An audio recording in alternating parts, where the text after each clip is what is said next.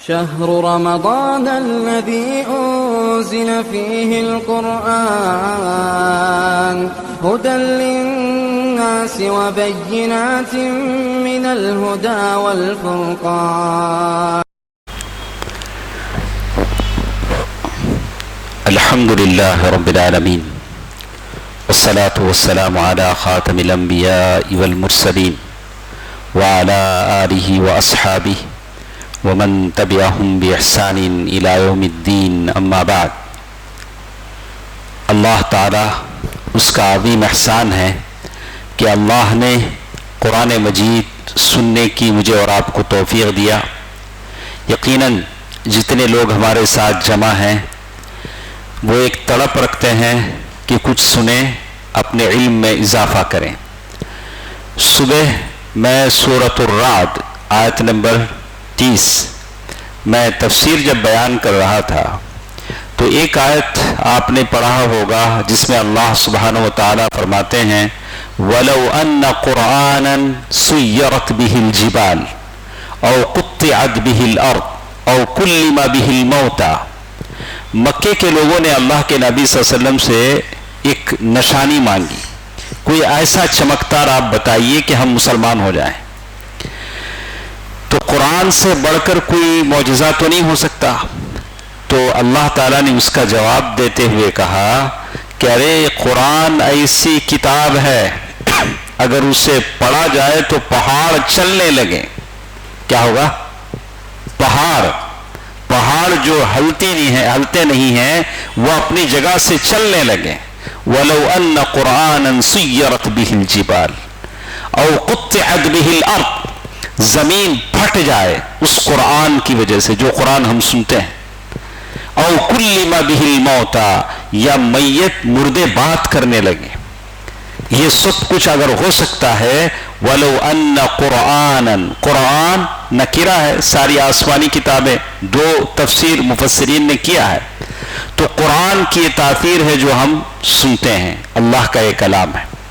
اتنا سب ہونے کے باوجود بھی اگر کافر ایمان نہیں لاتے ہیں تو اللہ تعالیٰ ان کو ہدایت دینا نہیں چاہتا ہے. تمہیں تعجب کیوں ہے؟ تو بہرکیف قرآن سننا، سنانا، دینی تعلیم حاصل کرنا یہ اپنے ایمان میں تر و تازگی پیدا کرنے کا ذریعہ ہے. اپنے ایمان کو صاف اور بالکل اپڈیٹ رکھنے کا ذریعہ ہے کہ آپ اور ہم دین کی باتیں سنتے اور سناتے رہیں. اللہ تعالیٰ کی توفیق سے کچھ باتیں گزشتہ درسوں میں ہم نے سنا. آج ہمارا یہ چوتھا دن ہے. گزشتہ 3 دنوں میں ہم نے کیا سنا؟ اللہ کے نبی صلی اللہ علیہ وسلم کے دنیا میں آنے سے پہلے دنیا کی حالات کیسے تھے، دنیا کی سیاسی حالات، پولیٹیکل حالات، سیاسی حالات کیسے تھے، اقتصادی حالات کیسے تھے، اور ان کی اور بھی بہت سارے اخلاق کیسے تھے، ان کے اندر کیا کیا باتیں تھیں. یہ ساری باتیں ہم نے گزشتہ درسوں میں پڑھا. اور اس کے بعد ہم نے اس خاندان کے مشہور افراد کے بارے میں پڑھا، ہاشم کے بارے میں پڑھا، عبد المطلب کے بارے میں پڑھا. بہت ساری باتیں ہم نے پڑھی. پھر اللہ کے نبی صلی اللہ علیہ وسلم کے ابا عبداللہ کے بارے میں پڑھا.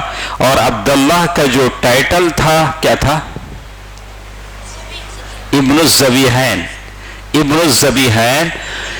میں 2 ذبیحوں کا بیٹا ہوں. پھر ہم نے اس نظر کے بارے میں پڑھا جو عبداللہ کے باپ نے مانا تھا کہ میرے 10 بیٹے ہو جائیں، اس قابل ہو جائیں تو میں ایک بیٹے کو کعبۃ اللہ کے در پر ذبح کر دوں گا. لیکن اونٹوں کے ساتھ قراندازی کی جاتی رہی یہاں تک کہ 100 اونٹ نکل آئے اور پھر عبداللہ کو اللہ نے بچا لیا. اور پھر عبداللہ سے آمینہ کی شادی کی بات ہوئی. اور پھر اس کے بعد اللہ کے نبی صلی اللہ علیہ وسلم کے پیدا ہونے سے پہلے اللہ کے نبی صلی اللہ علیہ وسلم کے والد محترم عبداللہ مدینہ گئے اور پھر وہیں سے بیمار ہو گئے، مدینہ ہی میں انتقال ہوا. اور یہاں تک ساری باتیں ہم ختم کر چکے ہیں، پڑھ چکے ہیں. یاد رکھیں زندگی میں بہت کام آئیں گی، اس لیے کہ اللہ کے نبی صلی اللہ علیہ وسلم کا تذکرہ ہے، جن کے ہاتھوں ہمیں کوثر کا پانی پینا ہے، جن کی شفاعت ہم کو حاصل کرنی ہے. ہمارے باپ دادا کے بارے میں جانے نہ جانے، لیکن اللہ کے نبی کے بارے میں ضرور جانیے، پڑھیے، اللہ کے نبی صلی اللہ علیہ وسلم کی سیرت طیبہ پڑھیے، جاننے کی کوشش کیجیے۔ اس کے بعد آج کے اس درس میں جو بات ہمارے ساتھ ہے، ولادت باسعادت، اللہ کے نبی صلی اللہ علیہ وسلم کی پیدائش، اس کی کئی تاریخ لوگوں نے بتلائی ہے۔ رسول اللہ صلی اللہ علیہ وسلم شعب بنی ہاشم کا جو محلہ تھا، اس محلے میں 9 ربیع الاول، ہم لوگ کیا بولتے ہیں؟ ہم لوگ کیا ڈیٹ بولتے ہیں؟ 12 ربیع الاول، لیکن جو صحیح ڈیٹ ہے وہ کتنی ہے؟ 9 ربیع الاول کی ہے۔ اور سال کون سا تھا؟ عام الفیل، ہاتھی والا سال تھا۔ پہلے کوئی کیلنڈر کا زمانہ نہیں تھا، لوگ یاد کیسے رکھتے تھے؟ کیا بھی انسیڈنٹ ہوا وہ سال وہ نام سے مشہور ہو جاتا، ارے واہ وہ سال دیکھ، وہ ہوا نہیں، وہ سال ہی اچھا بولتے میں کب پیدا ہوا خالہ، وہ تیرے ماموں کا بیٹا پیدا ہوا نہیں، وہ دن تو بھی پیدا ہوا، کیا بھی ڈیٹ معلوم ہے، ایسا ہم لوگ جوڑ لیتے تھے۔ تو بالکل ویسے ہی عام الفیل، ہاتھی والے سال 9 ربیع الاول، جیسے آتا ہے کہ پیر کو اللہ کے نبی صلی اللہ علیہ وسلم پیدا ہوئے، اس وقت 20 یا 22 اپریل، انگلش ڈیٹ کیا تھی تو کہا کہ 20 یا 22 اپریل 571، اب کتنا ہے؟ 2024، آپ مائنس کر لیجئے۔ اللہ کے نبی صلی اللہ علیہ وسلم پیدا ہوئے، اور یہی تحقیق بہت سارے لوگوں نے بتائی ہے، یہی صحیح ہے، یہ ساری چیزیں آپ کو یاد رہیں گی۔ تو کہتے ہیں کہ ابن سعد کی روایت ہے کہ رسول اللہ صلی اللہ علیہ وسلم کی ولادت کے وقت کیا چیزیں وجود میں آئیں، تو آپ کی ماں آمینہ کہتی ہیں کہ اللہ کے نبی صلی اللہ علیہ وسلم جب پیدا ہوئے تو میرے جسم سے ایک نور نکلا، ملک شام کے محل روشن ہو گئے۔ امام احمد نے حضرت عرباض بن ساریہ سے بھی تقریباً اسی مضمون کی ایک روایت نقل کی، روایت ہے جو بتائی گئی ہے، ملک شام کوسوں دور تھا، اللہ کے نبی صلی اللہ علیہ وسلم تو بالکل ابھی پیدا ہوئے ہیں، لیکن ان کی ماں کہہ رہی ہیں، اور روایتوں میں یہ بات ہے۔ اور بھی بہت ساری چیزوں کا یہاں ذکر کیا گیا، اور جیسے ہی بچہ پیدا ہوتا ہے دادا کو بڑی خوشی ہوتی ہے، باپ تو ہے نہیں، عبداللہ کا انتقال ہو گیا ہے، عبد المطلب کو جا کر خوشخبری سنائی گئی کہ آمینہ کے ہاں بیٹا پیدا ہوا ہے۔ وہ آئے اور اپنے ہاتھ میں لے کر سیدھے کعبۃ اللہ میں گئے، اللہ تعالیٰ سے دعا کی، کعبۃ اللہ میں بیٹے کو لے جا کر دعا کی، اللہ کا شکر ادا کیا، اور اللہ کے نبی صلی اللہ علیہ وسلم کا نام محمد رکھا۔ کیا رکھا؟ محمد۔ میرے نبی صلی اللہ علیہ وسلم نے اسی لیے حدیث میں فرمایا لی خمسۃ اسماء، میرے 5 نام ہیں۔ اللہ کے نبی کی کتنے نام ہیں؟ 5 نام ہیں۔ ایک تو یہ نام ہے محمد، دوسرا نام احمد۔ لی خمسۃ اسماء محمد و احمد وانا الماحی، میرے سے اللہ کفر کو مٹاتا ہے۔ ماحی کی معنی وہ جو مٹانے کا جو ہوتا ہے نہیں، کیا بولتے اسے؟ ربر بولتے نہیں، ہمیں ربر ہی بولتے ہیں انگلش والے کا۔ تو ماحی، اللہ کے نبی صلی اللہ علیہ وسلم کے ذریعے سے اللہ کفر کو مٹاتا ہے۔ وَأَنَا الْحَاشِرُ، میں حاشر ہوں، میرے قدم پر حشر بپا ہوگا، میں سب سے پہلے میری قبر کھلے گی، میں اپنے قبر سے اٹھوں گا اور سارے لوگ اٹھیں گے۔ وَأَنَا الْحَاشِرُ وَأَنَا الْعَاقِبُ، تو کتنے نام ہوئے؟ 5 نام اللہ کے نبی سے بتائے، محمد، احمد، ماحن، حاشر، عاقب، یہ 5 نام اللہ کے نبی صلی اللہ علیہ وسلم کے ہیں، صحیح حدیث میں موجود ہیں۔ عبد المطلب نے نام محمد رکھا، اور اس وقت یہ نام مشہور بھی نہیں تھا، اور عرب کے دستور کے مطابق 7ویں دن ختنہ کیا، اور بعض روایتوں میں جیسے بتایا گیا کہ اللہ کے نبی صلی اللہ علیہ وسلم مختون پیدا ہوئے۔ کچھ بچے ہوتے ہیں ان کو ختنہ کرنے کی ضرورت نہیں پڑتی ہے، وہ پیدائشی ختنے سے ہوتے ہیں، بہت سارے کامن ہیں، لیکن ابن قیم رحمہ اللہ فرماتے ہیں کہ اس سلسلے میں کوئی صحیح حدیث ثابت نہیں ہے، ایسا یہ ہے۔ تو کہتے ہیں کہ اب والدہ سب سے پہلے بچہ جب پیدا ہوتا ہے تو ماں دودھ پلاتی ہے. اس کے بعد اللہ کے نبی صلی اللہ علیہ وسلم کو جس نے دودھ پلایا وہ ثویبہ تھی. ثویبہ جو ابو لہب کی نوکرانی تھی, اس نے دودھ پلایا. تو اس وقت اس کی گود میں اور بھی بچے تھے, ایک کا نام مسروح تھا, جو لوگ دودھ پیے. اور اس کے بعد ایک اور چیز کہتے ہیں, ہمارے ہاں بھی اکثر ایسا ہوتا ہے, لوگ جلدی میں بچے کو ہر کوئی دودھ پلانے لگتی ہے. ایسا نہیں کرنا چاہیے, بعد میں اس کے بڑے نتائج ہوتے ہیں اور وہ ان کے گھر میں شادی نہیں کر سکتے. جب بچہ بچپن میں دودھ پی لیتا ہے تو جتنے اس وقت بھائی بہن ہیں سب بھائی بہن ہو جاتے ہیں. تو کوشش یہ کرنی چاہیے کہ بچہ صرف ماں کا دودھ پیے. ہر کوئی آئے گود میں لے دودھ پلا دے, معاملہ مشکل ہو جائے گا. اس وقت عرب کے دستور کے مطابق یہ بات ہوتی تھی کہ مکہ جو کعبۃ اللہ تھا, جہاں دور دور سے لوگ آتے تھے, دور دور سے لوگ آتے تھے اور کعبے کا طواف کرتے تھے, تو بہت ساری بیماریوں کا گڑھ, یعنی وہاں بیماریاں بھی آ جاتی تھی. دور دور سے لوگ آتے تھے, وزیٹرز آتے تھے. تو مکے والوں کا یہ خیال تھا کہ بچوں کو مکے سے باہر بھیج کر پالا جائے, کھیڑے پاڑے میں, بستیوں میں, وہاں کی آب و ہوا اچھی رہتی ہے, بچے تندرست ہوتے ہیں, یہ ان کا خیال تھا. جو بچے بھی مکے میں پیدا ہوتے تھے ان کو باہر قریوں میں, دیہاتوں میں, بستیوں میں, وہاں سے لوگ آ کر لے کے چلے جاتے تھے, لے جا کر پالتے تھے. جیسے کہتے ہیں ان کے کس مقصد کے لیے لوگ کرتے تھے, ایک جسم طاقتور ہوگا. سٹی میں جو بچے پلیں گے ان کے اندر اتنا طاقت نہیں ہوگی, باہر جو ولیج میں یا بستیوں میں, قریوں میں جو بچے پلیں گے وہ ذرے ہٹے کھٹے ہوں گے. دوسرا وہ مقصد تھا کہ خالص اور ٹھوس عربی زبان سیکھ لیں گے. جیسے سٹی میں جو زبان ہوتی ہے مکس ہوتی ہے, آدھا تمل آدھا اردو, لیکن جو باہر جو ہوتا ہے وہ پیور زبان ہوتی ہے. آپ ایسے بستیوں میں چلے جائیں. تو اس مقصد کے لیے اسی دستور کے مطابق عبد المطلب نے دودھ پلانے والی دایا تلاش کی. بچہ پیدا ہو گئے, اب بچہ ہے لیکن دودھ پلانے کے لیے دایا چاہیے.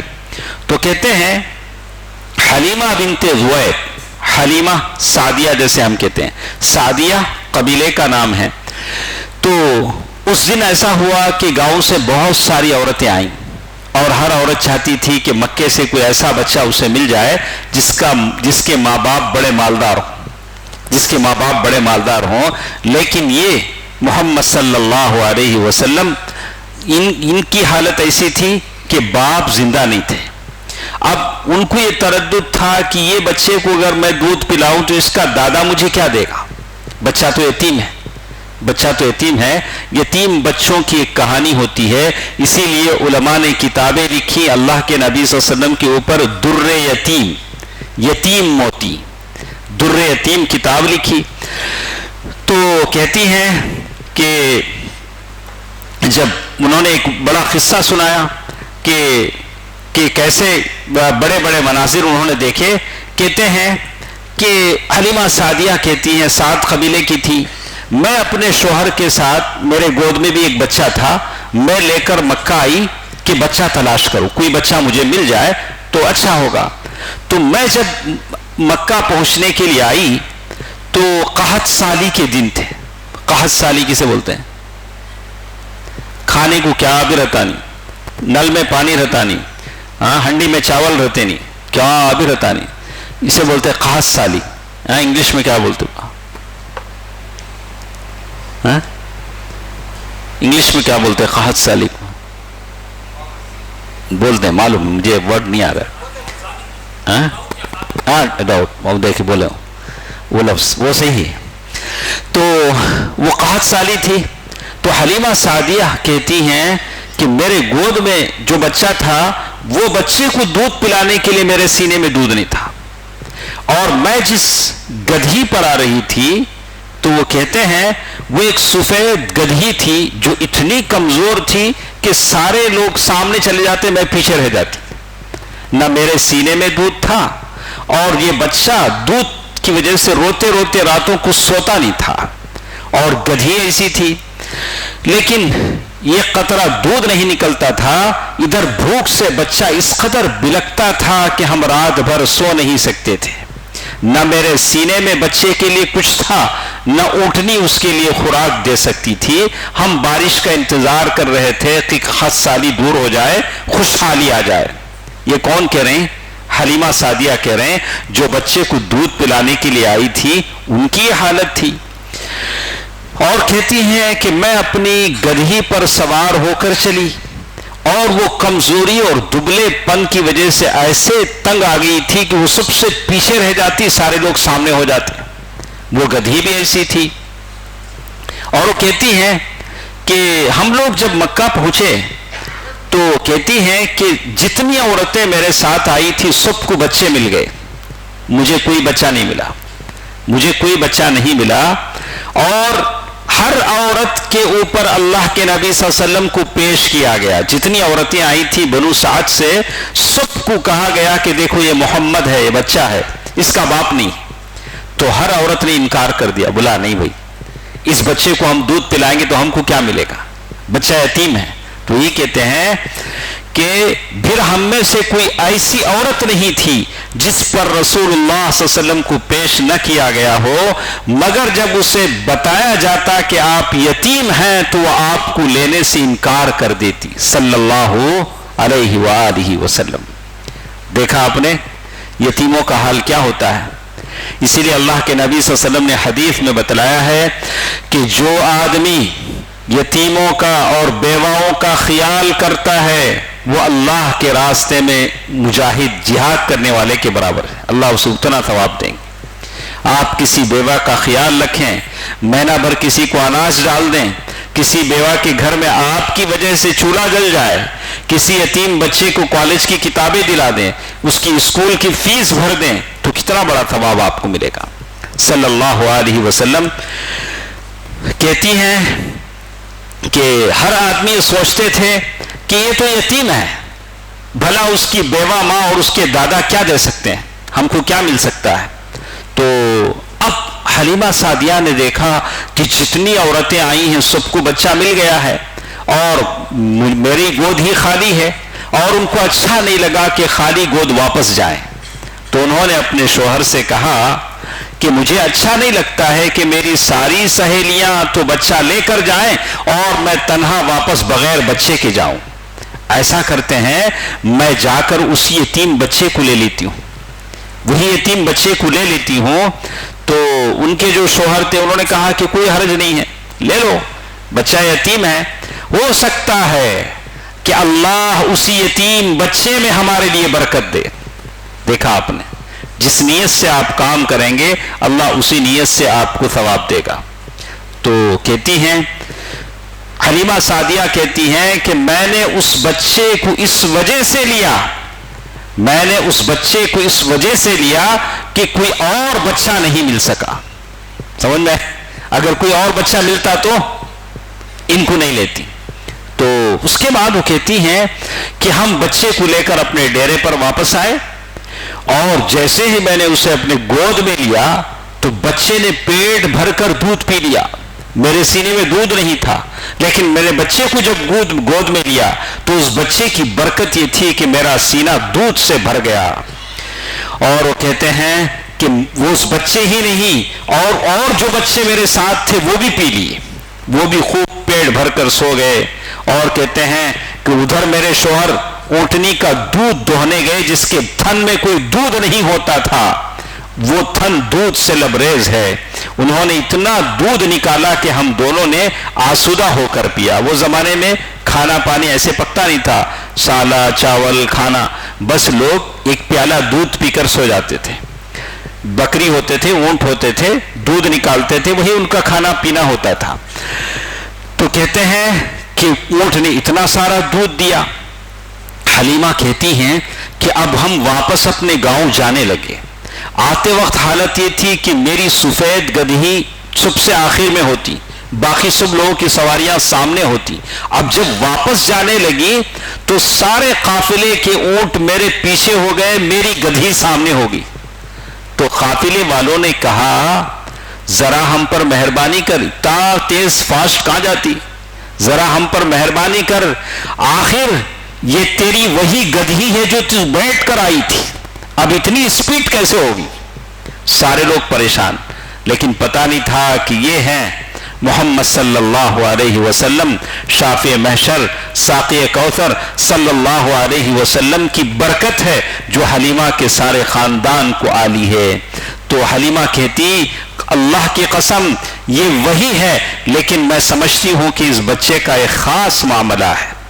اور حلیمہ سعدیہ کہتی ہیں کہ جب ہم اپنے گھر میں آئے، اپنے کھیتوں میں اپنی جگہ آئے، تو کہتے ہیں کہ بکریاں جب چرانے کے لیے لے جاتے تو واپس جب بکریاں دوسروں کی آتی تو تھنوں میں دودھ نہیں ہوتا، لیکن جب میری بکریاں جب واپس آتی تو بالکل آسودہ ہو کر آتی، دھن دودھ سے بھر جاتے۔ تو دوسرے لوگ اپنے چرواہوں سے کہتے ہیں کہ ارے اپنے بکریوں کو وہاں چراؤ جہاں حلیمہ کی بکریاں چرتی۔ دیکھا آپ نے، نیک آدمی، بابرکت آدمی، بابرکت ذات جب آ جاتی ہے تو سارا گھر برکت سے بھر جاتا ہے۔ اسی لیے ہم کہتے ہیں کہ آپ اگر اپنے گھر میں نیک ہیں تو اس کا لحاظ کریں کہ آپ کے گھر میں کوئی منحوس آدمی نہ ہو۔ سارے گھر کے لوگ نماز پڑھتے ہیں لیکن ایک آدمی نماز نہیں پڑھتا ہے، بالغ ہے، عاقل ہے، نماز اس پر فرض ہے، اس کی نحوست سارے گھر کو لپیٹ میں لیتی ہے۔ اگر سارے گھر والے برکت ہوں تو اللہ نمازی ہوں، قرآن مجید کی تلاوت کرتے ہوں تو سارے گھر پر خیر و برکت اترتی ہے۔ اس بات کو اچھی طرح یاد رکھ لیں۔ تو کہتے ہیں حلیمہ سعدیہ کی اس گھر میں اللہ کے نبی صلی اللہ علیہ وسلم کو 2 سال ہو گئے۔ 2 سال کے بعد دودھ چھڑا دیا جاتا ہے، دودھ چھڑا دیا گیا۔ تو لیکن 2 سال کے بعد حلیمہ سعدیہ کو واپس بچہ لے جا کر حوالے کرنا تھا اب ان کی ماں آمینہ کے ہاں، لیکن جب دیکھا کہ بچہ اگر ہے تو اتنی ساری برکتیں مل رہی ہیں، گھر خیر و برکت سے بھر رہا ہے، تو ان کی ماں کے پاس گئی، جا کر کہا کہ حلیمہ آمینہ ایسا کرو اس بچے کو اور میرے پاس رہنے دو، اور ذرا تندرست ہو جائے گا، بہت سارے فائدے گنائے۔ تو ماں راضی ہو گئی، اچھا چلو اپنے پاس رہنے دو۔ اب جب دوبارہ اللہ کے نبی صلی اللہ علیہ وسلم حلیمہ سعدیہ کے ہاں آئے تو ایک واقعہ رونما ہوا جو ہم سب جانتے ہیں، لیکن کچھ لیٹسٹ قسم کے لوگ ہیں جو اس کا انکار بھی کر دیتے ہیں، بہت ساری چیزوں کا انکار کرتے ہیں۔ تو اللہ کے نبی کی جادو کا اور اسی طرح واقع شق صدر کا، معراج کا، کئی چیزوں کا انکار کرتے ہیں، لیکن یہ ساری چیزیں احادیث میں موجود ہیں۔ ہمارا ایمان ہے نبی صادق مصدوق کی باتوں پر ہم یقین رکھتے ہیں۔ تو کہتے ہیں کہ اللہ کے نبی صلی اللہ علیہ وسلم جب سعدیہ کے گھر، حلیمہ سعدیہ کے گھر آئے تو صحیح مسلم کی حدیث ہے، انس رضی اللہ تعالیٰ عنہ کی روایت ہے کہ رسول اللہ صلی اللہ علیہ وسلم کے پاس جبریل امین تشریف لائے۔ شاید ہو سکتا ہے پہلا موقع تھا کہ جبریل اللہ کے نبی صلی اللہ علیہ وسلم کے پاس آئے ہیں۔ اللہ کے نبی صلی اللہ علیہ وسلم چھوٹے ہیں، اللہ کے نبی صلی اللہ علیہ وسلم بچوں کے ساتھ کھیل رہے تھے۔ جبریل امین نے آپ کو پکڑ کر سلایا، نیچے سلایا، چھوٹے بچے ہیں، اور سینہ پھاڑ کر دل نکالا۔ سمجھ رہے ہیں آپ؟ ہاں، سینہ پھاڑ کر اللہ کے نبی صلی اللہ علیہ وسلم کا دل نکالا، پھر دل سے ایک لوتھڑا گوشت کا ایک ٹکڑا نکالا، فرمایا یہ تم سے شیطان کا حصہ ہے، شیطان کا حصہ ہے۔ پھر دل کو ایک تشت میں زمزم کے پانی میں دھویا، پھر واپس دل کو رکھ دیا، پھر اسے جوڑ کر اسے لوٹا دیا۔ صحیح مسلم کی حدیث ہے، صحیح حدیث، حدیث پر ایمان ہمارا ہے۔ اب آپ یہ نہیں سکتے ہاں کیسا ہو سکتا، کیسا ہو سکتا، یہ ہماری عقل بولتی ہے۔ ہاں، گلبرگہ میں ایک ڈاکٹر ہے، وہ مریض ان کے پاس جائے گا، وہ بائی پاس سرجری کرتے ہیں، سامنے بٹھا ایسا کر دو، وہ شفا ہو جاتا اسے، کیا بھی دوا کی سرجری کیا بھی نہیں کریں گے، سامنے بٹھا کر ایسا ایسا کھینچ کے ایسا چھوڑ کر ایسا کریں گے، اسے لوگ مان لیتے ہیں، ہاں بڑا شفا ہو جاتا۔ ان کے پاس گئے تو انہوں ایسا، وہ میجک ہے یا یا جادو ہے یا کرتب ہے، کیا ہے معلوم، بنا دوا کے، بنا خون کے، بنا ٹانکے کے، بنا آپریشن کے ایسا کھینچ کے ایسا چھوڑ کے ایسا کرتے، اسے لوگ مان لیتے ہیں۔ لیکن صحیح حدیث ماننے کے لیے ہزار نخرے کرتے ہیں، ایسا کیسا ہوتا، سمجھ میں نہیں آتا، ارے تمہاری عقل کتنی، تمہیں کتنے۔ حدیث مانو، صحیح مسلم کی حدیث ہے. اگر دوسری حدیث ہوتی تو چلو ہم کہتے ہیں کہ چلو حدیث کی تحقیق کرو، حسن ہے، حسن لغیری ہی ہے، یہ ہے، لیکن یہ صحیح مسلم کی حدیث ہے. اب جو بچے ساتھ کھیل رہے تھے انہوں نے دیکھا کہ اللہ کے نبی صلی اللہ علیہ وسلم چھوٹے ہیں اور کسی نے آ کر پکڑ کے لٹایا ہے اور پھر دل نکال کر اس میں پھر لوٹا دیا ہے. تو بچے سیدھے ماں کے پاس گئے، حلیمہ سعدیہ کے پاس جا کر کہا کہ محمد قتل کر دیا گیا. بچے کیا بولتے ہیں؟ بچوں کو کیا معلوم ہوتا؟ بولے کہ محمد جو ہمارے ساتھ کیا ان کو قتل کر دیا گیا. تو لوگ جلدی سے دوڑ کر آئے. اللہ کے نبی صلی اللہ علیہ وسلم چھوٹے بچے ہیں، چہرے کا رنگ اترا ہوا ہے، خوف، دہشت. اس واقعے کے بعد حلیمہ سعدیہ بھی گھبرا گئی، بولا کہ بچہ امانت ہے، یہ چیز اگر ایسی ہوئی ہے تو میں مشکل میں پڑ جاؤں گی. تو دوبارہ اللہ کے نبی صلی اللہ علیہ وسلم کو گود لے کر آمینہ کے پاس آئی اور ماں کے حوالے کر دیا، بولا کہ یہ بچہ بابرکت ہے، اس بچے کو آپ سنبھالیں. تو اللہ کے نبی صلی اللہ علیہ وسلم 6 سال کی عمر تک والدہ کے آغوش محبت میں رہے. کتنے؟ 6 سال. 6 سال تک اللہ کے نبی صلی اللہ علیہ وسلم کی. 6 سال کے بعد آپ کی امی آمینہ کو ایک خواہش ہوئی کہ چلو عبداللہ کی قبر پر جہاں انتقال ہوا ہے وہ حالات کہاں ہوا، کہاں قبر ہے، دیکھ کر آتے ہیں. تو یہ ابھی اسلام سے پہلے کا زمانہ ہے. تو عبداللہ کی قبر پر گئی تو ان کی قبر کی زیارت کریں. تو اپنے یتیم بچے محمد اور اپنی نوکرانی ام ایمن کون ہیں؟ زید بن حارثہ رضی اللہ عنہ کی بیوی ہیں اور کس کی ماں ہیں؟ اسامہ بن زید کی ماں ہیں. ان کو لے کر، اور پھر عبد المطلب بھی ساتھ تھے، لے کر مدینہ پہنچی کہ دیکھیں اپنے شوہر کی. تو کیسے چلی ہیں؟ 500 کلومیٹر مکے سے یثرب مدینہ 500 کلومیٹر کا سفر طے کیا صرف عبداللہ کی قبر، وہ حالات، ان کی انتقال 6 سال کے بعد. 6 سال کے بعد وہاں پہنچی، 1 مہینے تک وہاں رہی. واپسی میں مدینہ اور مکہ کے بیچ مقام ابوا، ابھی بھی وہ مقام ہے، وہاں پہنچ کر آمینہ کا انتقال ہو گیا. تو جیسے کہتے ہیں بیماری نے آ لیا اور بیماری شدت اختیار کری اور مکہ اور مدینہ کے بیچ مقام ابوا میں ان کا انتقال ہو گیا. اللہ کے نبی صلی اللہ علیہ وسلم کی زندگی کو دیکھیے، کیسے کیسے ایک کے بعد دیگرے، کیسے کیسی وسائل، یعنی کیسے کیسے آزمائشیں ہیں، کیسے آپ کی کفالت منتقل ہو رہی ہے. تو اب یہ ہوا کہ اللہ کے نبی صلی اللہ علیہ وسلم ماں کے انتقال کے بعد دادا کے سائے شفقت میں آ گئے. دادا کے سائے شفقت میں آ گئے. اب دادا نے یہ سارے حالات دیکھے تھے، دادا خود بھی ساتھ تھے، بچے کی یتیمی دیکھی تھی، اپنے بچوں سے زیادہ اللہ کے نبی صلی اللہ علیہ وسلم کو چاہنے لگے.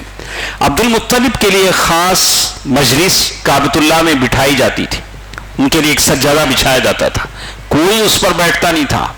لیکن عبد المطلب اللہ کے نبی صلی اللہ علیہ وسلم کو اپنے ساتھ لے کر بیٹھتے تھے.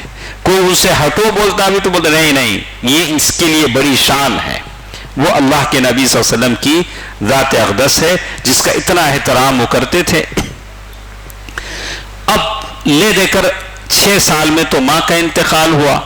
8 سال کے جب ہوئے تو دادا کا سایہ بھی اڑ گیا، دادا کا بھی انتقال ہو گیا. اور دادا نے اپنی وفات سے پہلے اللہ کے نبی صلی اللہ علیہ وسلم کو چچا ابو طالب کے حوالے کیا کہ ابو طالب ان کی کفالت کریں گے. کچھ ہوتا ہے جیسے اللہ کے نبی صلی اللہ علیہ وسلم جب ابو طالب پر سکرات کی حالت آئی تو اللہ کے نبی صلی اللہ علیہ وسلم پہچان گئے کہ یہ سکرات کی حالت ہے. کچھ خاندان کی حالتیں ہوتی ہیں، سکرات کی حالت معلوم ہو جاتی ہے. تو عبد المطلب نے بھی سکرات کی حالت میں کہہ دیا کہ ابو طالب ان کی یہ کریں گے. تو کہتے ہیں کہ شفیق چچا ابو طالب ان کے ساتھ رہے، تو کہتے ہیں 40 سال سے زیادہ عرصے تک اپنی حمایت میں، آپ نے لمبی باتیں سنی ہوں گی ابو طالب نے کیسے کیسے ساتھ دیا. اور ابو طالب جب تک زندہ تھے مکے میں کسی کو ہمت نہیں تھی کہ اللہ کے نبی صلی اللہ علیہ وسلم کے خلاف کچھ کہے. اللہ ابو طالب کے انتقال کے بعد حالات بدلے. تو جیسے کہتے ہیں کہ ایک مرتبہ ایسا ہوا، ابن عساکر نے جلحہ بن عرفہ سے روایت کی ہے کہ مکے میں قحط آیا. یہ بہت ہوتا تھا پہلے زمانے میں، بارش نہیں ہوتی تھی. مکہ بھی ایک ریت کا سرزمین تھا، بارش نہیں ہوتی تھی. وہاں کھانے پینے کے لیے کچھ ملتا نہیں تھا. بکری یا اونٹ کا دودھ پیتے تھے یا گوشت کھاتے تھے، اور کچھ نہیں تھا. عمر رضی اللہ تعالیٰ عنہ فرماتے ہیں کہ جیسے ہمارے پاس ہے، ہم لوگ کہیں کسی ہوٹل یا کسی جگہ چلے جاتے ہیں تو ہم پہلے کہتے ہیں ہمیں اسٹارٹر، کیا بولتے ہیں عمران اس کو؟ اسٹارٹر ہے، اس کے بعد کیا بولتے ہیں؟ Main course. ہمارے پاس یہ ساری چیزیں ہیں، لیکن وہاں نہ مین کورس تھا نہ اسٹارٹر تھے، بس ایک ہی کورس تھا. وہ کیا تھا؟ گوشت ہی وہ لوگ کھاتے تھے. عمر رضی اللہ تعالیٰ عنہ کہتے ہیں ہمارے پاس بیسک اصل غذا جو تھی کیا تھی؟ گوشت ہی ان کے پاس ہوتا تھا. یا تو دودھ پیتے تھے یا تو گوشت کھاتے تھے. اب لے دے کر کھجور ان کے پاس رہ جاتے تھے. اس کے علاوہ ان کے پاس یہ ساری چیزیں کوئی چیز نہیں تھی. مندی، بریانی، یہ ساری کوئی چیز وہاں نہیں ہوتی تھی. یہ تو عرب کی سرزمین تھی. لیکن اس سرزمین میں جب قحط سالی آ گئی، لوگ قحط سالی کا شکار ہو گئے، کہتے ہیں تو دعا کرنے کے لیے نکلے کعبۃ اللہ کے پاس. اللہ کے نبی صلی اللہ علیہ وسلم کو ہاتھ پکڑ کر ابو طالب لائے. بولا کہ چھوٹے چھوٹے، اسی لیے ہم کہتے ہیں چھوٹے بچے جب دعا کرتے ہیں تو اللہ دعا جلدی قبول کرتے ہیں. ابو ہریرہ رضی اللہ عنہ چھوٹے بچوں کو جمع کرتے تھے، بٹھا کر بولتے تھے کہ میرے لیے دعا کرو. بچے معصوم ہوتے ہیں، وہ جب دعا کرتے ہیں تو ضرور دعا قبول ہوتی ہے. اللہ کے نبی صلی اللہ علیہ وسلم کہتے ہیں ابو طالب نے اس بچے کا ہاتھ پکڑ کر اس کی پیٹھ کعبے کی دیوار سے ٹیک دی. بچے نے ان کی انگلی پکڑ رکھی تھی. اللہ کے نبی صلی اللہ علیہ وسلم اس وقت آسمان پر بادل کا ایک ٹکڑا نہ تھا، لیکن دیکھتے دیکھتے ادھر سے ادھر سے بادل آنا شروع ہو گیا اور ایسی دھواں دار بارش ہوئی کہ مکہ سیلاب کی طرح بہنے لگا، ساری وادی بہنے لگی اور سارا شاداب ہو گئے. قحط سالی دور ہو گئی. یہ اللہ کے نبی صلی اللہ علیہ وسلم کی بچپن کی دعا کا اثر تھا. بڑے ہونے کے بعد آپ کو معلوم ہے حدیث میں منبر پر خطبہ دے رہے تھے، کسی نے آیا کہا کہ اللہ کے نبی دعا کیجیے، تو اللہ کے نبی نے دعا کیا تو 1 ہفتے تک بارش ہوتی رہی. یہ تو آپ نے پڑھا ہے. بچپن سے جوانی تک یہ اللہ کے نبی صلی اللہ علیہ وسلم کی باتیں ہیں. انشاءاللہ ہمارے پاس ایک اور چیز ہمارے پاس ہے بحیرہ راہب کے بارے میں. اللہ کے نبی صلی اللہ علیہ وسلم کو سفر پر لے گئے. ایسا ہوتا تھا، مکے میں ہوتے تھے یہ لوگ سفر کے لیے سریا جاتے تھے، مکے سے نکل کے تجارت کے لیے جاتے تھے. تو وہ تاجر لوگ تھے، تو اللہ کے نبی صلی اللہ علیہ وسلم کو بھی ساتھ لے گئے. تو راستے میں ایک جگہ پڑاؤ کیا، تو وہاں جو ایک فادر تھا کلیسا کا، چرچ کا، وہ سیدھے ان لوگوں کے پاس آیا. آ کر اللہ کے نبی صلی اللہ علیہ وسلم کو دیکھا، اور وہ اپنے چرچ سے کبھی باہر نہیں نکلتا تھا. لیکن جب اس مرتبہ وہ نکلا، نکلنے کے بعد کہا کہ یہ سید العالمین ہیں. اللہ کے نبی صلی اللہ علیہ وسلم کو دیکھ کر کہا کہ یہ سید العالمین ہیں، اللہ انہی رحمت للعالمین بنا کر بھیجے گا. ابھی چھوٹے ہیں لیکن وہ پاسٹر بول رہا ہے، وہ فادر اللہ کے نبی صلی اللہ علیہ وسلم کے بارے میں. تو ابو طالب کو بڑا تعجب ہوا. تو کہا کہ آپ کو کیسے معلوم؟ آپ کو کیسے معلوم؟ اس نے کہا کہ جب تم لوگ آ رہے تھے تو میں نے دیکھا کہ گھاٹی میں جتنے درخت تھے ساروں کو میں نے دیکھا کہ گھاٹی میں کوئی درخت یا پتھر ایسا نہیں تھا جس نے اللہ کے نبی یعنی اس کو سجدہ نہ کیا ہو. میں نے دیکھا تو صلی اللہ علیہ وسلم، اور یہ چیزیں کسی انسان کو سجدہ نہیں کرتی. اور پھر کہا کہ پھر میں انہی مہر نبوت سے پہچانتا ہوں. اللہ کے نبی صلی اللہ علیہ وسلم کو اللہ نے ایک مہر عطا کیا. مہر کے معنی اسٹامپ، سیل، یعنی یہاں ایک چھوٹے سے گوشت کی طرح ایک نشانی تھی. کہا کہ میں اس سے پہچانتا ہوں. تو ہم اپنی کتابوں میں بھی پڑھتے ہیں. تو اور پھر بحیرہ راہب نے مشورہ دیا کہ اس بچے کو آپ سیریا نہ لے جائیں، وہاں کے یہودی ان کی جان کے دشمن پڑ جائیں گے، ان کو یہاں سے واپس کر دیں۔ تو ابو طالب نے ان کو وہاں سے واپس کر دیا۔ ہمارے ساتھ اور بھی کچھ باتیں ہیں جنگ فجار کے تعلق سے، حلف الفضول کے تعلق سے، اور اس کے بعد اللہ کے نبی صلی اللہ علیہ وسلم کی زندگی کیسے گزری۔ اکثر لوگوں کو یہ سوال ہوتا ہے کہ اللہ کے نبی صلی اللہ علیہ وسلم کا یہ یعنی آمدنی کے سورسز کیا تھے، اللہ کے نبی صلی اللہ علیہ وسلم کیسے جیتے تھے، کیسے اپنی زندگی، یہ تو سب کا جتنے ہم بیٹھے ہیں سب کی زندگی کی گاڑی چلتی ہے، ہر ایک اپنا اپنا، کوئی کاروبار کرتا ہے، کوئی جاب کرتا ہے، کچھ کرتا ہے۔ تو اللہ کے نبی صلی اللہ علیہ وسلم کی زندگی، جفاکشی، محنت کیسے اللہ کے نبی نے کی ہے، تاکہ ہم سنیں، تاکہ ہر نوجوان کو ایک سبق ہو، یہ احساس ہو کہ حلال کوئی بھی کام آپ کر سکتے ہیں، کوئی بھی کام آپ کر سکتے ہیں۔ یہ نہیں کہ میں بڑا آدمی، میں سب نہیں کرتا، میں دودھ کے پیکٹاں نہیں ڈالتا، میں چنے نہیں بیچتا، میں ارے حلال ہے، اللہ کے نبی نے بکریاں چرائی ہیں، جو بھی پیسہ آتا ہے حلال ہے، آپ محنت کیجئے، کوئی حرج نہیں، اس میں شرم کی کوئی حرج نہیں۔ یہ تو بہتر ہے کہ دوسرے کے سر پہ دوسروں کو دھوکہ دینے سے بہتر ہے کہ آپ حلال کمائیں۔ انشاءاللہ کل کے درس میں ہم سنیں گے کہ اللہ کے نبی صلی اللہ علیہ وسلم نے کیسے اپنی روزی روٹی کا بندوبست کیا، اللہ نے کیسے آپ کا ساتھ دیا۔ اللہ تعالی ہم سب کی روزی روٹی میں خیر و برکت عنایت فرمائے، اللہ ہم سب کو حلال نوالا عطا فرمائے، آمین۔ والسلام علیکم ورحمۃ اللہ وبرکاتہ۔